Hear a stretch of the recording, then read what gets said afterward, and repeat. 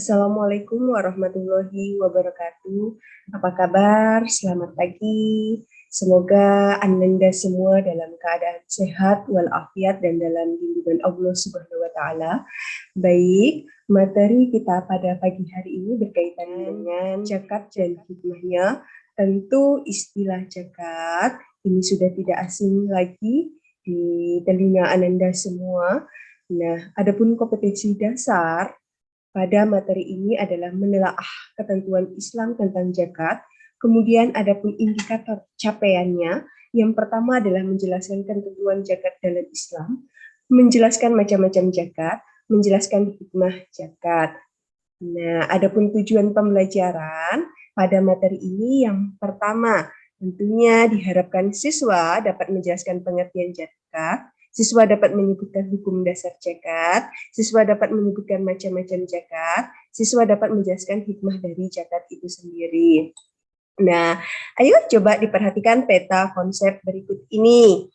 Nah, pada peta konsep pada materi zakat dan hikmahnya ini, adapun di sini nanti kita akan membahas pengertian zakat, hukum zakat itu sendiri, macam-macam zakat, dan hikmah dari zakat itu sendiri. Nah, baik, kita akan bahas mengenai pengertian zakat itu sendiri. Nah, apa itu zakat?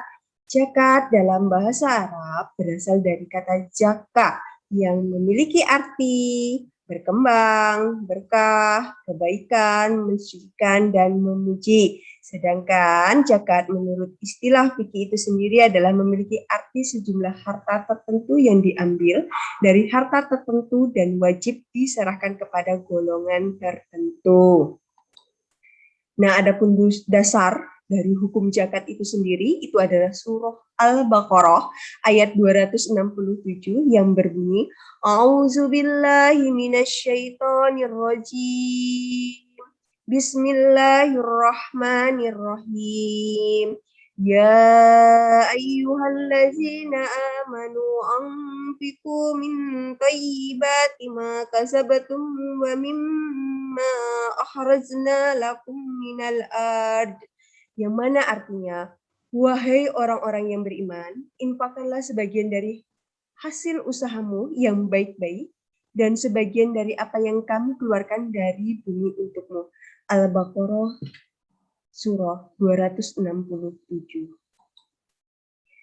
Nah, perlu Ananda ketahui semua, jadi zakat itu ada dua macam, ada zakat fitrah dan zakat mal. Zakat fitrah ini adalah untuk mensucikan jiwa. Nah, sedangkan zakat mal fungsinya adalah untuk mensucikan harta. Adapun yang dikeluarkan, zakat yang dikeluarkan dalam zakat fitrah ini berupa makanan pokok. Nah, sebagian besar tentunya masyarakat Indonesia makanan pokoknya adalah beras. Maka yang dikeluarkan tentu berupa beras. Sedangkan untuk zakat mal tadi yang berfungsi untuk mensucikan harta, nah harta yang wajib dizakati itu seperti emas, perak, harta perniagaan, hewan peternakan, buah-buahan, barang tambang, dan bekas. Nah, baik, kita akan bahas mengenai zakat fitrah. Nah, tadi zakat fitrah fungsinya adalah untuk mensucikan diri. Nah, jadi di sini hukum untuk membayar zakat fitrah itu sendiri adalah fardu ain atau wajib. Ya, wajib di sini artinya untuk perseorangan atau menanggung beban dari seseorang. Maksudnya itu seperti apa? Misal seorang suami ya wajib untuk membayar zakat atas dirinya sendiri, untuk istri dan anak-anaknya. Nah, kemudian kapan waktu pembayaran zakat fitrah itu sendiri?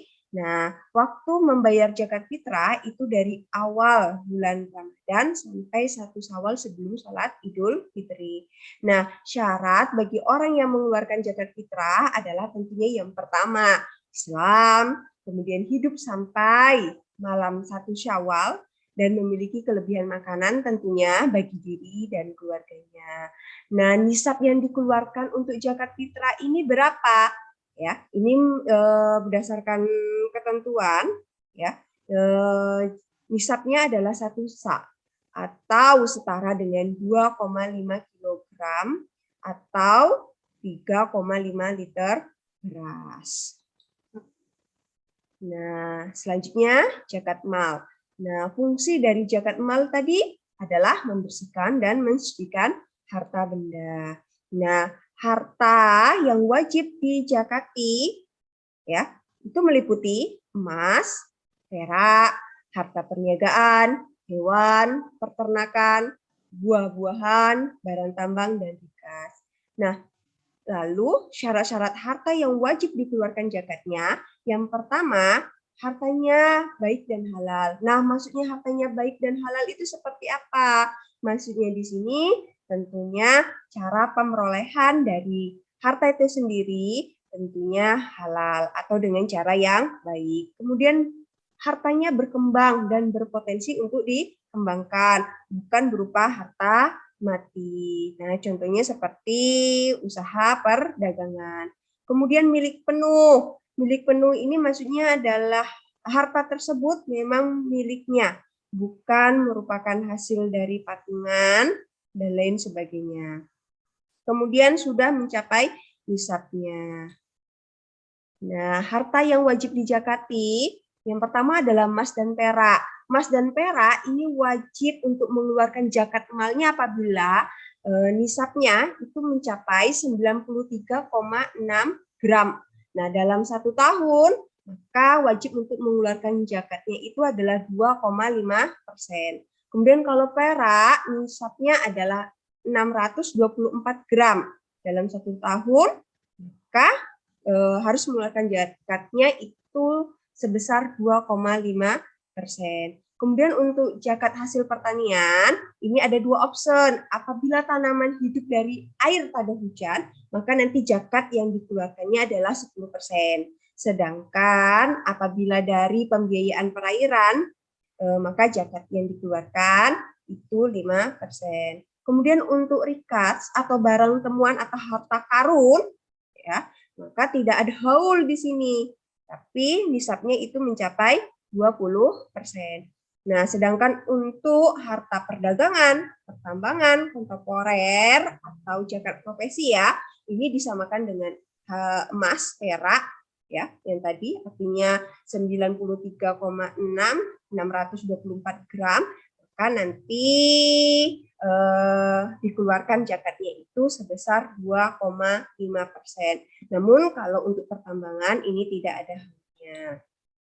Nah, kemudian untuk zakat hewan ternak.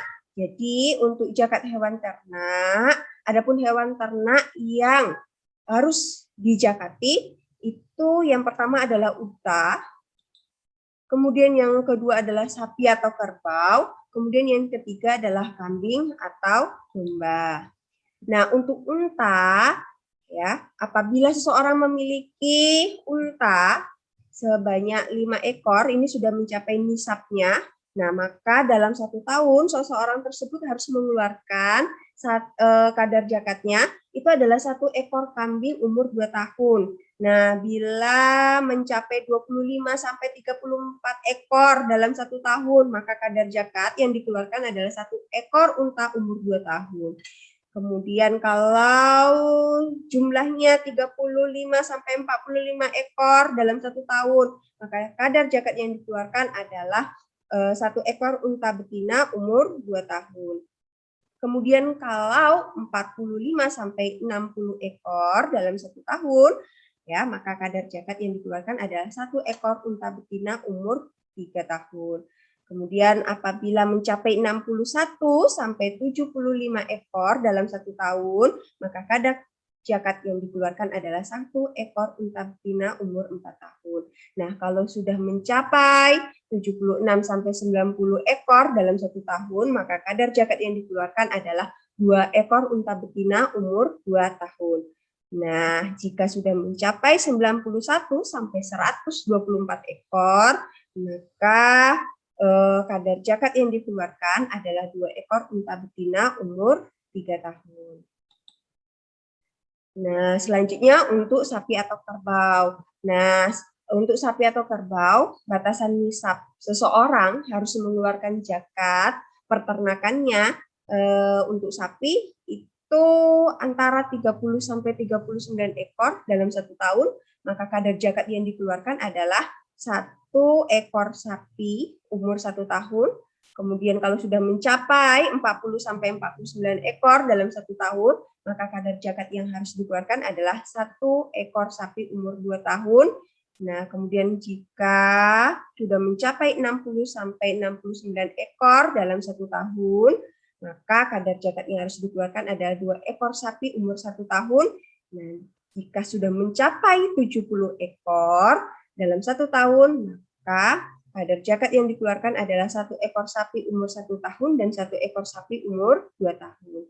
Kemudian untuk kambing dan domba, batasan nisabnya itu adalah seseorang harus mengeluarkan zakat peternakannya apabila memiliki di sini 40 ya. 40 sampai 120 ekor dalam 1 tahun, maka seseorang tersebut harus mengeluarkan zakatnya itu adalah 1 ekor kambing atau domba.